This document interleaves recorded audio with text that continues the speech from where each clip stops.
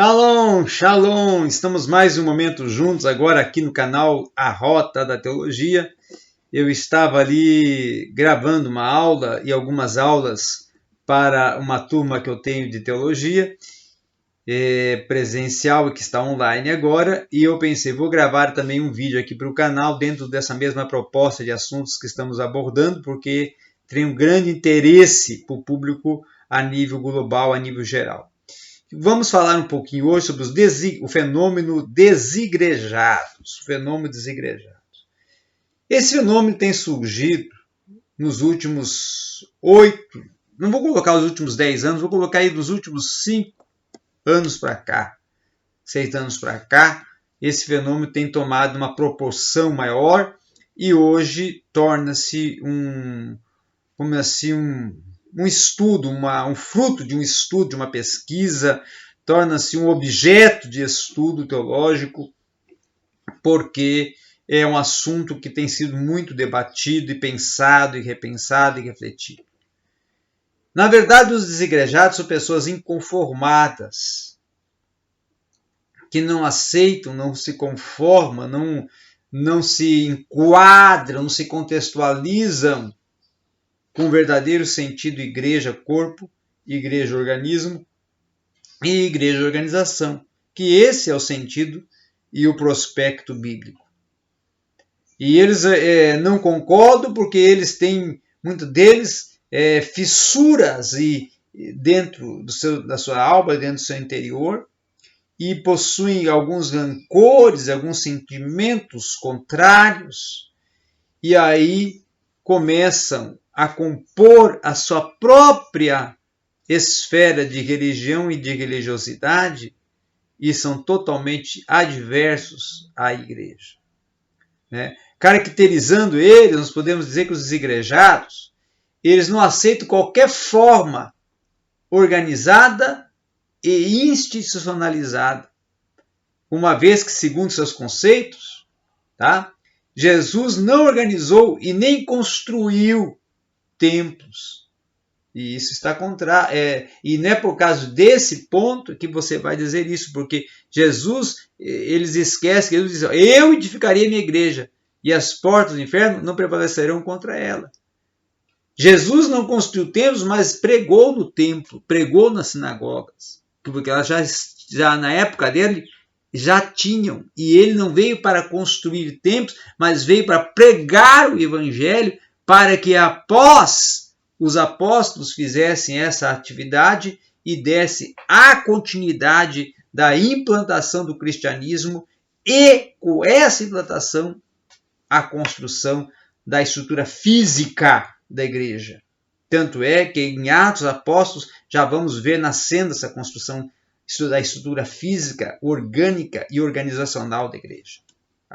E aí eles são contrários também aos cultos, regulares, domingos, aos cultos de tesouraria, aos cultos à tesouraria, hierarquia, a ofícios eclesiásticos, a ofertas, a dízimos, a clero, a confissões de fé, a rol de membros, a propriedades, a escolas, seminários, toda essa estrutura organizacional e orgânica que todo organismo possui em seus segmentos, a estrutura de organizacional e orgânica, eles são contrários, eles rebatem. Então, em seus relatos, eles escrevem que um dos piores erros é a ineficiência da liderança eclesiástica.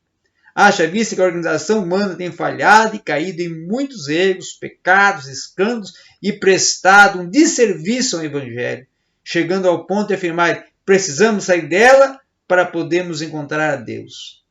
Então, eles acham que a igreja não está levando eles a Deus. E um pensamento errado, um pensamento contraditório, um pensamento até fora, descontextualizador da Escritura Sagrada. Paulo Romero, ele vai no seu livro Decepcionados com a Graça, ele inclusive propõe uma sequência muito importante. Primeiro, as pessoas vêm para a igreja, se sentem, vamos assim, absorvidas pela igreja, amam, gostam, e depois vêm com sentimento de análise, de crítica, e com isso vão compondo uma resistência porque vão para o culto só para analisar e criticar, e por fim acabam rompendo e descredenciando a igreja e assim, por fim, abandonam. Então, esse grande contexto, essa grande proposta do desigrejado é justamente não aceitar, não conceber a igreja como ela é. Não aceitar uma liderança, não ser submisso a uma liderança, não aceitar uma ortodoxia, uma doutrina que segue um sistema eficiente, um sistema de um arcabouço bíblico, de uma esfera bíblica, de uma substancialidade bíblica e teológica. Não aceito a teologia, porque a teologia pode confrontar e confronta aos seus pensamentos, às suas propostas e interpretações. São contrários a algumas posições que podem não ser de acordo ou coadunarem com as suas propostas, e com isso vão se posicionando como pessoas exclusivas, de sentimento e propostas exclusivas e totalmente contrárias ao que realmente é e o que deve ser pensado e interpretado e concebido como igreja. Então, o que nós precisamos é reconhecer que igreja ela é a grande proposta de Cristo através do seu plano salvífico. O plano salvífico veio com a proposta da salvação para salvar a humanidade, resgatar a humanidade, reconciliar ela a Deus. Conceder todo um processo para o homem aperfeiçoar-se e estar dentro do que Deus quer para ele enquanto salvo. Mas esse plano salvífico só é efetivado, desenvolvido, concebido dentro da esfera e dentro do sentido cristianismo, não como uma prática de religião, mas uma verdadeira religião, um verdadeiro uma verdadeira instituição e uma verdadeira institucionalização, porque foi proposta e instituída por Cristo, porque Cristo que instituiu a igreja. E a igreja é construída a partir do trabalho e da missão delegada por Cristo aos apóstolos. E ela nasce, desenvolve e forma a sua estrutura dentro do contexto bíblico, como está em Atos, nas epístolas, pautada nas escrituras, pautada nos propósitos e nos ensinamentos e nas orientações de Cristo.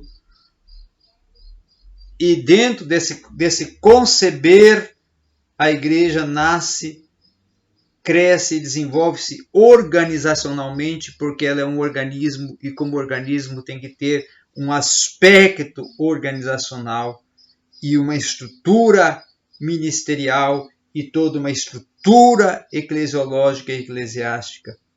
E é isso que nós precisamos aceitar e conceber para verdadeiramente sermos igreja e estarmos a mais ainda cada dia arraigados nesse sentimento e nessa proposta. Ok? Então, era isso que nós tínhamos para ver hoje.